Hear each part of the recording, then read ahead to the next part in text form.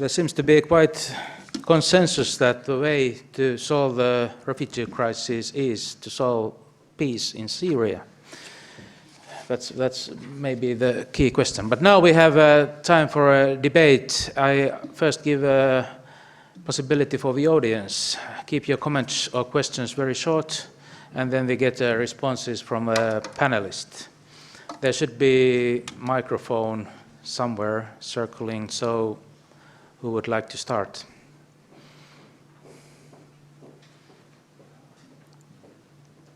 Everybody's waiting for the cafe. Let's have here Ulf Sundqvist first, and then. Thank you. My question is very short. You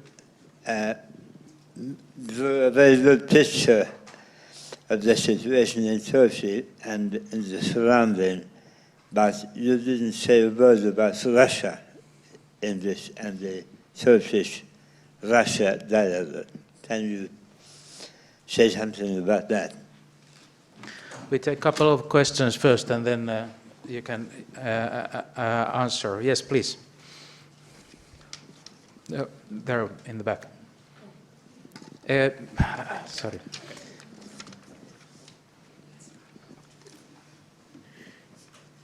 Yes, short comment. Kiitos. Jos on mahdollista, niin kysyn suomeksi. Kyllä. Minulla on sellainen kysymys, joka liittyy tähän EUn tilanteeseen ja EUn EUn maahanmuutto- ja siirtolaispolitiikan yhtenäistämisen tarpeeseen. Sekä sisäisessä EUn siirtolaisuudessa että EUn ulkoisessa maahanmuutto- ja siirtolaispolitiikassa on tällä hetkellä edelleenkin tämmöinen hidas reagointi päällä tavallaan. Meiltä puuttuu selkeät ohjeet ja se on johtanut siihen, että nyt on viime vuosina niin kansallisilla tasoilla lähdetty tekemään erilaisia kansallisia päätöksiä, joka puolestaan on johtanut tämmöisten äärikansallisten kielteisten ja maahanmuuttovastaistenkin ilmiöiden lisääntymiseen Euroopassa. Ja hyvänä esimerkkinä tästä sisäisestä EU-siirtolaisuudesta mielestäni näkyy tämä, kuinka olemme suhtautuneet näihin EUn sisäisiin kerjäläispakolaisiin eri maista. Ja se, että EU on ollut hyvin hidas ja haluton tekemään selkeitä ohjeistuksia, ratkaisuja yhtenäisille säännöille, on sitten puolestaan johtanut aika epäonnistuneeseen ja ristiriitaiseen kohteluun näiden EUn sisäisten siirtolaisten suhteen. Ja nyt meillä on sama tilanne tämän EUn ulkoisten siirtolaisten suhteen, että mielenkiintoista tästä tekee se, että nyt tänne tulevat pakolaiset tulevat sotatoimialueelta. Vuoden alussa sosiaalisessa mediassa pyöri hyvin voimakkaasti tämmöinen Iisiksen tiedonanto, jossa he kertoivat, että he tulevat aikaan saamaan suuren kansalaisten liikkeelle lähdön sieltä idästä, Syyriasta, ja sen mukana tulee sitten maahan erilaisia terroristisoluja länteen ja muodostettavaksi. Ja tämä tavallaan on sitten kansantasolla saanut aikaan tämmöisen hyvin voimakkaankin reaktion ja maahanmuutto- ja vastaisuuden ja suvaitsemattomuuden, että mielestäni nyt pitäisi kysyä sitä myös EUn suunnasta. Itse olin siellä EUn komissiossa oikeudellisessa pääosastolla 2 vuotta. Juuri tulin sieltä huhtikuussa takaisin ja tämä kysymys oli siellä esillä ihan säännöllisesti, kuten täällä ensimmäinen puheenvuoron pitäjä toi jo esiin, että tiedossa on ollut, missä ollaan menossa. Ja on kyetty näkemään myöskin se, että turvapaikanhakijoiden määrä tulee lisääntymään hyvin voimakkaasti, mutta kuitenkin EUn kokonaisjärjestelmä on kovin hidas, poliittisesti hyvin vaikea, ei ollenkaan suora eikä yksinkertainen järjestelmä. Siellä on päätöksentekijöitä, jotka ovat eri tasoilla. Joo, mä päätän juuri. Mun kysymykseni kuuluu, voiko esimerkiksi Suomi olla vaikuttamassa aiempaa selkeämmin ja voimakkaammin siihen, että EU:ssa laaditaan yhteiset säännöt niin, että kun turvapaikanhakijoita joka tapauksessa tulee, kotouttamispolitiikkaa tulisi selkeyttää sosiaalisen asumisen, työllisyyskoulutuksen, kielikoulutuksen suuntaan ja siten kyetä löytämään selkeä strategia, miten me EU:ssa yhtenäisesti vastaamme näihin haasteisiin. Halonen ja Elisabetilla oli myös. Thank you, Miranda. I would like to take the same issue a little bit from the different angle, so that, of course, the consensus decision-making is always very slow. And then if you want to make it in different kind of the majority decision-making, it's in the beginning much faster. But then it's a question, of course, in both cases, whether you want to get the decision by EU, which is a minimum what we can demand. And then to put as a positive annexes on that what the different member countries could do, or whether we try to get the maximum size of the box, and then in the matter of fact we know that they will not implement it. Of course, the bigger box outside look much nicer, but then if you think that how it will be accepted, implemented, I think that then the result is pretty bad. What Miranda Voranta took, I think that could perhaps to give at least the core issues the better result for the EU.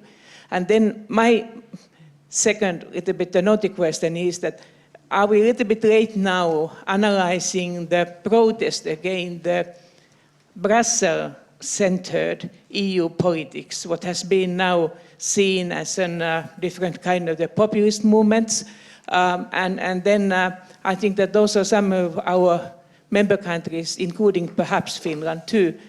They were rejected, the proposals by EU Commission in the beginning because they were against this Brussels-centered decision-making, when in the matter of fact it would be the best solution. But it was more against the Commission than an issue itself, because now in practice we have accepted much more, which is that what was the original proposal, and we should even welcome more. Thank you. We still take Elisabeth, and then the panelist will have Yes, my question relates actually to the first one of Ulf Sundqvist. I think it's been more and more obvious that the Syrian war is no longer a civil war in Syria, but it's very much a war again between the powers outside. In particular, perhaps the US, Russia, and the EU countries, and one or two, Israel and Saudi Arabia. Now, after the Paris events, Russia and France are finally doing something together in a joint bombing, which is cruel in itself. But do you see this as a kind of a new step forward? Is there a chance of really ending the war? Because I think this is key to this whole terrible human dilemma. Let's have a round from the panelists. Maybe Juha starts. So now. Okay. Thank you very much. I think I will try to answer to the questions related to the EU and the EU's preparedness to face these things, and whether these issues should have been agenda already much earlier. I fully agree with Miranda and also President Halonen on the fact that these issues haven't advanced in the EU pipeline. My sense is that many of the issues dealing with asylum policy in the EU, also issues dealing with internal questions such as equality and non-discrimination, they have been advancing as long as they have reached the EU Council. And I think today the situation might be even, or before this crisis at least, it seemed to be a little bit more problematic, because the much underlined concept in the EU during this institutional cycle and the EU Commission is the better regulation. And of course we can discuss that in some issues that seems to be a very good way forward in the EU and the bureaucracy machine. But what I've heard from some of the civil society actors is that with this better regulation agenda, many of the legislative processes which are actually falling in the field of discrimination, non-discrimination, equality in the EU have been also put in the back burner, and perhaps this also explains partly how this has been advanced. But the main question: what can we do now, or what kind of processes this might actually initiate? And in my view, we are actually facing a pretty similar type of problem that we faced with the euro crisis. We have a single currency, and then the question was to what extent we can have separate national economic policies, whether the system will work. Now in the Schengen area, and more broadly in the EU, with all the freedoms that are enshrined in the treaties, we have a freedom of movement.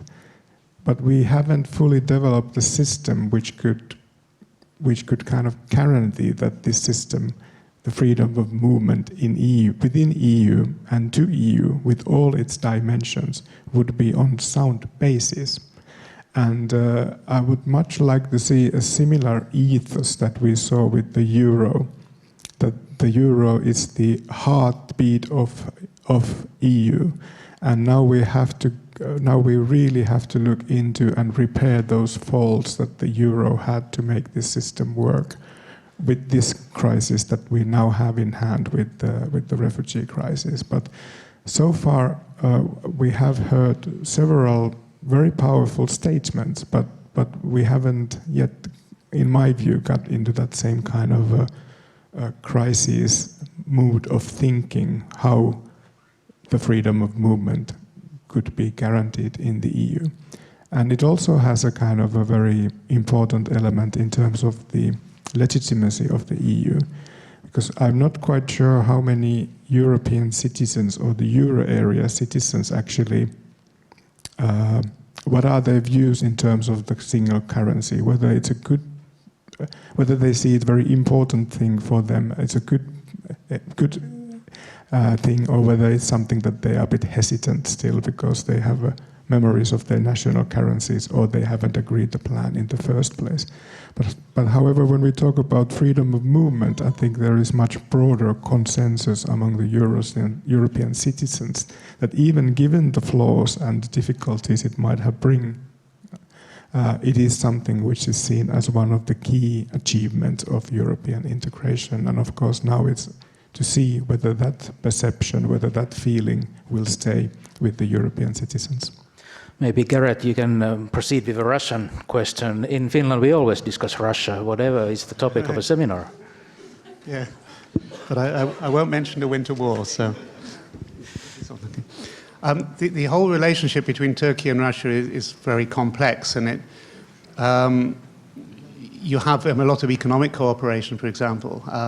Turkey's main supplier of natural gas is Russia.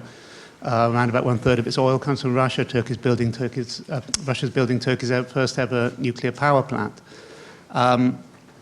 And Russia was very important before the economic crisis in Russia in terms of tourism. But I think a couple of things. This somehow, even though there's always been a difference between Turkey and Russia over Syria, previously they managed to compartmentalize this. And the economic relations used to continue until the Russians started bombing. And that has been a game changer. It's again a game changer in terms of Turkey-Russia relations, and of course it's been a game changer inside Syria. I'm not defending them, I'm very much opposed to what Russia's doing, but one of the things that struck me is at least Russia's got a policy. And when you look at the rest of the world, it doesn't seem to have a policy. Russia's very clear about what it wants. It wants to keep Assad in power. And it's doing its best to try to make sure that happens. And I think from that perspective, we're not seeing the same kind of determination and coordination coming from the rest of the world. And that makes things also very difficult for Turkey. From one perspective, you have two foreign countries who have influence with Assad. One is Russia and one is Iran. Turkish-Iranian relations are something else, also complex and compartmentalized. It has, as I said, it has damaged the relationship. We had a protest in Istanbul on Friday evening where some Turkish nationalists decided they were going to throw eggs and protest outside the Russian consulate in Istanbul They're not probably the brightest of people. They actually went and protested outside the Dutch consulate and threw eggs at the Dutch consulate, which is the next door down.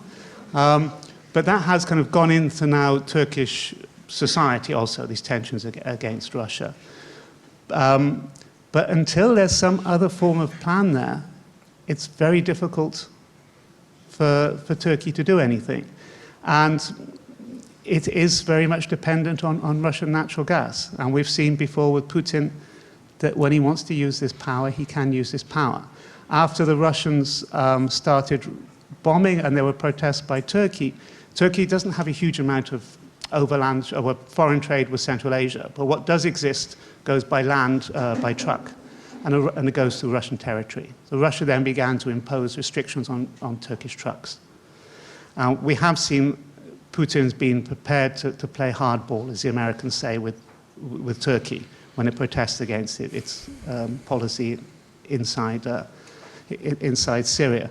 And I think those tensions are going to continue. But as I said, I mean, Turkey's room for maneuver is very, very limited, particularly as we don't have a plan from the rest of the world about what to do with Syria. We have an agreement between the Russians and America about having a 6-month transition and the free elections and everything else, but nobody's explained exactly how that's going to work.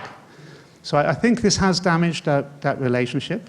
There are certain aspects, I say, of the natural gas Turkey can't do anything about.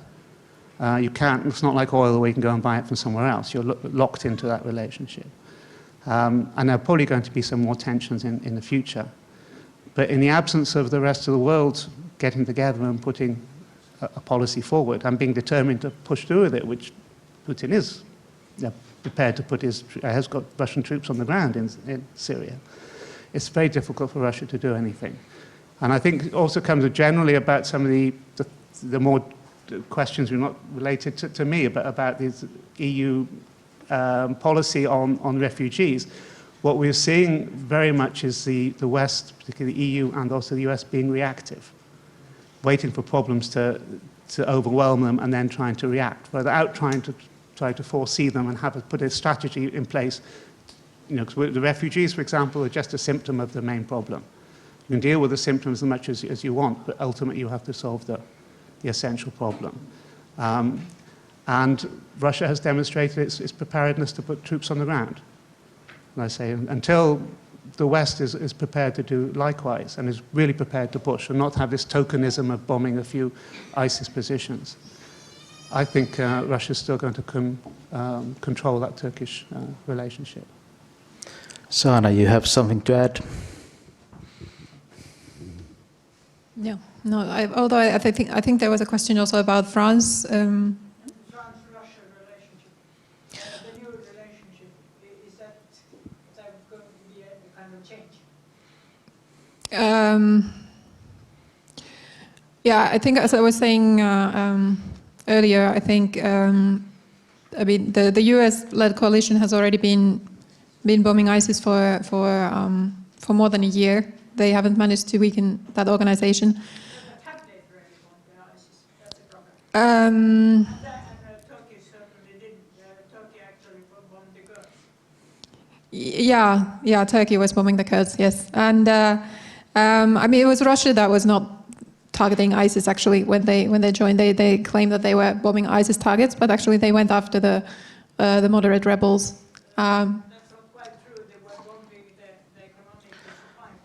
Yeah, I think recently they started bombing ISIS also, but yeah, I think the Syrian opposition and I think all of the fighting groups, there have been the negotiations in Vienna. There haven't been any Syrians invited to those negotiations, and the FSA, the Free Syrian Army, and the Syrian opposition, they have stated clearly since the beginning that they want Assad to be removed, and that's their starting point.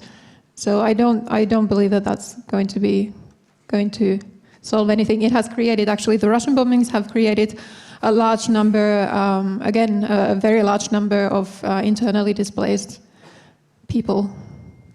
We take one last comment before the coffee break from President Halonen. I would continue on that if possible, because So I think that everybody must understand, at least according to my thinking, that US and Russians have already a silent agreement. Otherwise, they will bomb each other. I mean that if they are in the same area, in the same sectors, and the only question is that whether they should first to be ISIS and then to discuss about the situation of Assad and the opposition. And another side thinks, of course, when Putin thinks that they want to keep Assad.